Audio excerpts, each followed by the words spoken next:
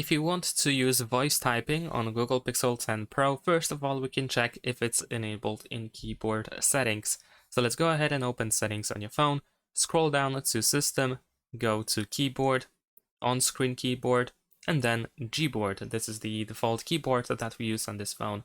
Now over here we should be able to find voice typing, and like I said, make sure that it is enabled. You can also enable faster voice typing over here.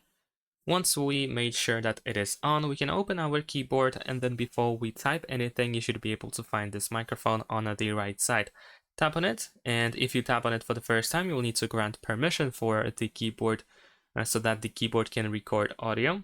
So let's choose while using the app, and now whatever you say out loud, it will be converted into a text.